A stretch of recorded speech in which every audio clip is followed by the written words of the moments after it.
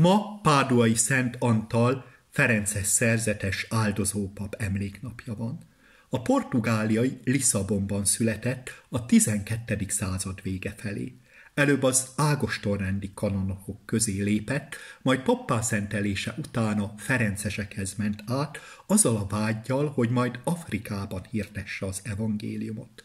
Franciaországban és Itáliában vándor prédikátorként gyümölcsözően tevékenykedett. Sok tévtanítót megtérített, és rendjében elsőként tanította hittudományra a szerzeteseket. Tudománytól és kedvességtől átjárt beszédeket írt. Páduában halt meg 1231. július 13-án. Sírja közismert zarándokhely. 1732. június 13-án Páduai Szent Antal emléknapján történt. A spanyol flotta az alicantei kikötőben horgonyozva az észak-afrikai Orán visszafoglalására készült. A flotta parancsnoka reggel a ferences templomban szentmisén vett részt, és Páduai Szent Antal segítségét kérte.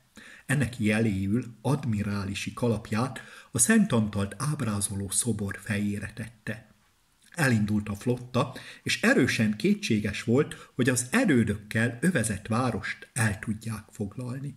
Megdöbbenve tapasztalták, hogy az a város, amelynek ostromától nagyon tartottak, üres volt. A mórok elhagyták. Később azt mondogatták, hogy az ostrom előtt egy ferences szerzetes jelent meg az égen, félelmet keltve a város védőiben. Ez a történet akár igaz, akár nem, a szentekben bízhatunk, hiszen ők végigjárták azt az utat, amely elvezet az Istenhez. A szentek tisztelete nem az ókori több istenhit tovább élése. A szentek társaink, emberek, akik már célba értek, de ott az Istennél gondjuk van ránk, együtt éreznek velünk, segítenek bennünket, imádkoznak értünk az Istenhez. Szent Antalt általában úgy ábrázolják, hogy karján a kis Jézus van. A kis Jézus és Antal messze nem egy időben tartózkodtak itt a földön, ám ez az ábrázolás, ami egy látomásra megy vissza, sokat elárul Antal lelkületéről. Antal megértette, mit jelent az, hogy az Isten emberré lett.